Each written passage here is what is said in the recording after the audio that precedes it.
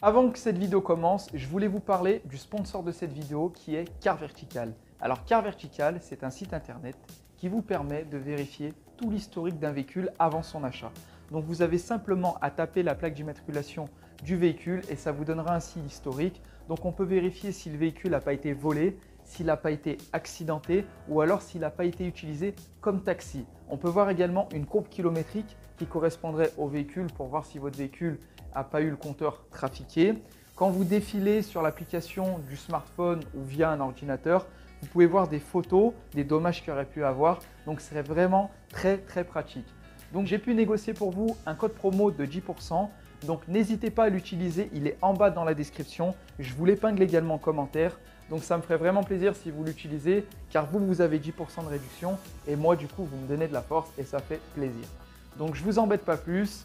Vous aurez certainement aux prochaines vidéos ce genre d'intro en début car je suis sponsorisé. Donc voilà, je vous souhaite une très bonne vidéo et à tout de suite.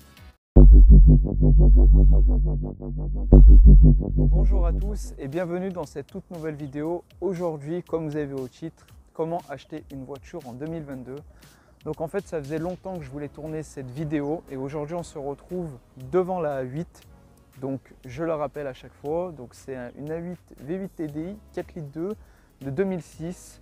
Voilà, la même que dans le transporteur avec l'intérieur marron, etc. Donc les jantes en 20 pouces, les xénons, le toboggan, enfin full option. Et en fait aujourd'hui cette vidéo elle a pour but d'aider beaucoup de personnes, que vous soyez petit, que vous soyez grand ou âgé, ça peut vous aider. Et ça faisait un moment que je voulais la faire. Je ne sais pas si vous vous rappelez, j'avais fait une vidéo astucieuse où que je racontais de comment préparer son véhicule avant un long trajet. Et bien aujourd'hui, c'est un peu le même principe, mais pour un achat d'un véhicule. Donc on va en profiter, j'ai pris la A8, voilà, j'aurais pu prendre la Clio. Donc en fait, quand vous achetez un véhicule, donc déjà il faut trouver le bon véhicule. Il faut trouver également si elle vous correspond, si c'est un diesel ou un essence. Donc les gars, pour un premier achat, quand vous allez voir le véhicule, en priorité, vous regardez tout l'extérieur. Voilà, vous regardez d'aspect, vous arrivez, voilà, moi je vais faire comme si j'étais l'acheteur. Voilà, le vendeur il est là, bonjour, enchanté, Yacine, transporteur. Tac, je regarde direct s'il n'y a pas de POC, je regarde les bas de caisse, je regarde tout le tour du véhicule s'il n'y a rien qui est cassé, je regarde l'aspect extérieur. Ensuite, je vais regarder au niveau des pneus, je regarde mes pneus, l'usure des pneus, je regarde également l'usure des disques, l'usure des plaquettes. Voilà, c'est vraiment un aspect global. Ensuite, je vais ouvrir les portes. Voilà, je regarde si les portes souffrent bien. Je regarde l'intérieur, s'il n'y a rien qui est déchiré. Voilà, s'il ne manque rien, si tout est à sa place, les feux, les machins, le pommeau. Je vais embrayer, si c'est une boîte manuelle, je vais embrayer, passer les rapports, voir s'il passe bien avant de démarrer. Je regarde le frein à main, s'il marche bien, voilà. Je regarde à peu près une globalité. Ensuite, je vais lever le capot. Donc on ouvre le capot. Je regarde d'aspect le moteur, si c'est pas gras, s'il n'y a pas de taches. Je vais en profiter pour ouvrir les bouchons de liquide de refroidissement, d'huile moteur. Attention quand c'est très chaud, surtout pour le LDR, donc le liquide de refroidissement. Je regarde s'il n'y a pas mayonnaise, je regarde sa couleur. Je regarde s'il n'y a pas mayonnaise également sur le bouchon d'huile moteur, c'est très important. Donc je vérifie les niveaux. Ensuite, je me baisse sous le véhicule. Ah oui, moi je suis très... il faut se baisser pour regarder s'il n'y a pas de taches, s'il n'y a pas une fuite de gasoil ou d'essence ou d'huile moteur. Vous faites vraiment tout le tour. Ensuite, je vais regarder au niveau du coffre. Je vais regarder s'il manque rien, s'il y a le triangle, s'il y a la roue de secours, etc. Et ensuite, je vais la démarrer. Donc je vais la démarrer, je vais écouter les bruits, s'il n'y a pas de bruit. Ensuite, je vais rouvrir le capot moteur.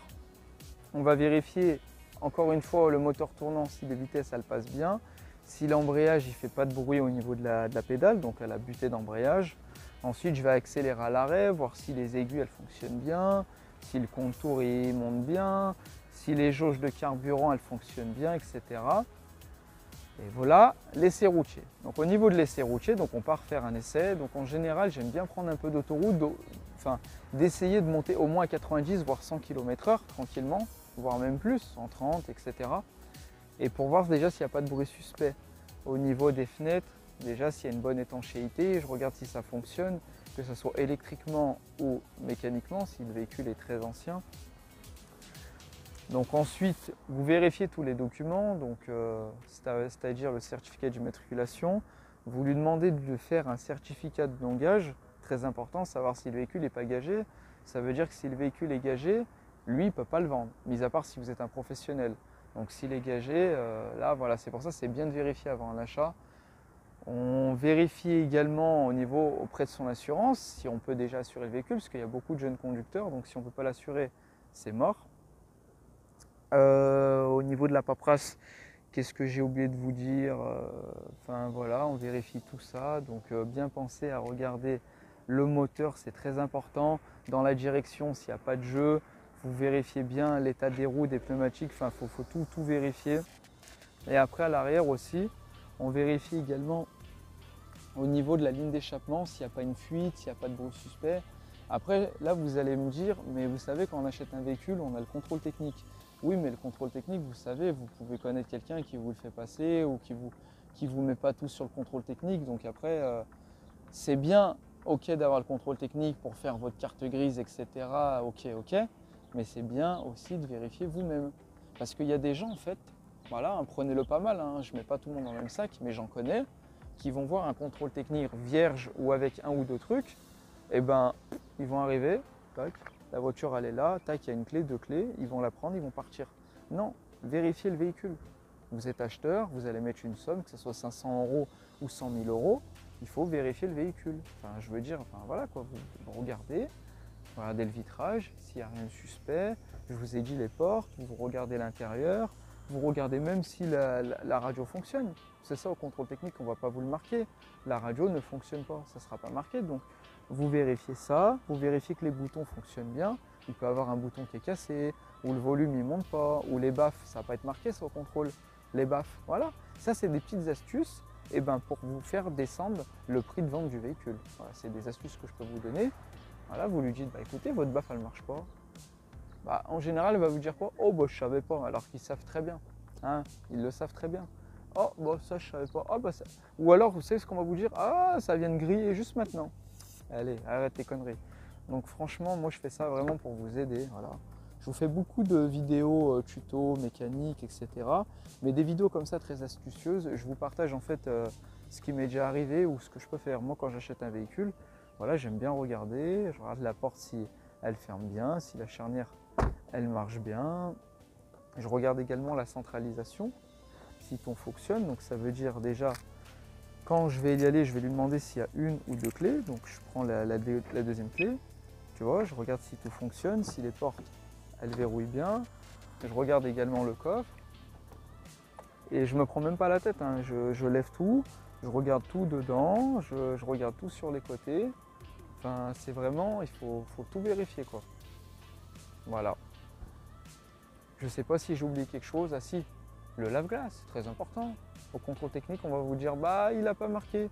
Il suffit qu'il n'y a pas de lave-glace le jour où il la vend. Vous lui dites, il manque du lave-glace. Non. Vous dire, ça coûte 5 € le bidon. Non. On va en mettre, on va aller vérifier. Vérifiez les gars, parce qu'il suffit qu'il y a une durite, enfin un tuyau de percée, vous n'êtes pas dans la caca. Mais vraiment, vous vérifiez tout. Le jour où vous allez acheter une voiture, s'il vous plaît, pensez à moi, le transporteur. Vous dites, putain, c'est vrai qu'il a fait une vidéo, les étapes. Je vous ai dit, l'aspect extérieur, les pneus, les jantes, les disques, les plaquettes, vous faites le tour. Voilà, même si le véhicule a le tour grand, vous vérifiez qu'il fonctionne, qu'il lève pas. Vous vérifiez tout. Les voyants, très important, les voyants, j'ai oublié de le dire, les voyants. S'il n'y a pas de voyants airbag, surtout sur les Renault, les Clio 2, c'est la maladie, moi qui ai une Clio 2, je peux vous dire, le voyant airbag, il m'a suivi pendant un moment. Et c'était quoi? C'était tous les airbags à changer, une vraie merde. Donc voilà, vous vérifiez vraiment tout ça. Donc le véhicule qui marche bien, qu'il n'y a pas de bruit suspect, que les rapports ils passent bien, qu'il n'y a pas d'à-coups, que ça ne broute pas. Vous vérifiez également la paperasse. Comme je vous l'ai dit, la paperasse c'est hyper important. Que vous n'ayez pas un véhicule gagé, parce que là vous êtes dans la nouise. Et laissez routier, que ça ne tremble pas, que ça ne tire pas à gauche, que ça ne tire pas à droite. Vous regardez tout et puis voilà quoi. Et après, moi, j'ai plus qu'à vous dire bonne route avec votre nouvelle voiture. Bon les gars, merci encore d'avoir regardé cette vidéo. Voilà, elle m'a pris vachement de temps avec tous ces petits montages où quand je vous parlais d'un truc, je mettais les étapes. Franchement, c'est vraiment du boulot. Donc j'espère que vous me soutenez au maximum. Ça fait un moment que j'ai la chaîne et je compte pas l'arrêter. Voilà, il y a plein de projets encore qui sont en cours. N'oubliez pas que ce véhicule, je le loue uniquement avec chauffeur à des prix très très bas. Donc voilà, la voiture est exclusivement avec chauffeur. Je la loue avec chauffeur.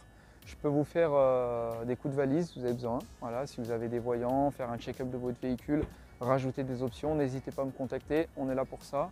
Les ciels étoilés, tout le monde me demande à chaque fois. Je ne suis pas très chaud pour l'instant, mais bon, s'il y a un billet à se prendre, on va pas se mentir. Hein. Écoute, hein, si vous êtes prêt à mettre les 1000 balles pour un ciel étoilé, bah donne, hein. Qu'est-ce que je te dise moi?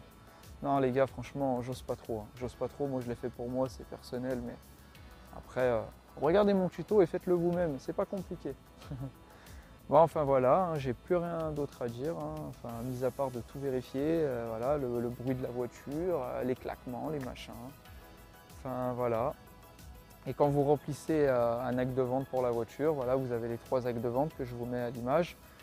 Il y en a un pour vous et 2 pour le vendeur. Ça veut dire le vendeur, il en garde un qu'il va envoyer à la préfecture, il en a un autre pour l'envoyer à son assurance et vous en avez un pour faire votre carte grise, votre certificat d'immatriculation. Faites toujours une photocopie d'y garder, c'est toujours bien.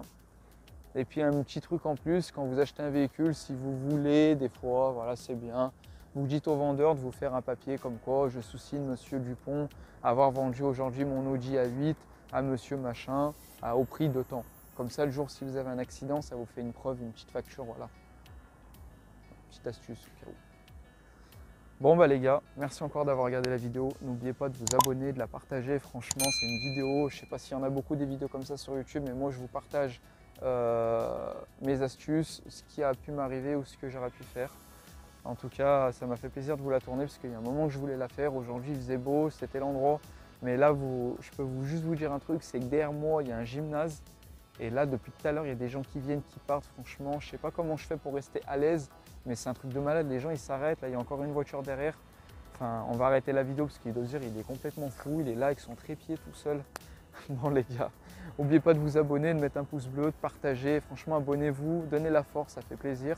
Et puis on se retrouve très vite pour une prochaine vidéo. Allez, ciao ciao!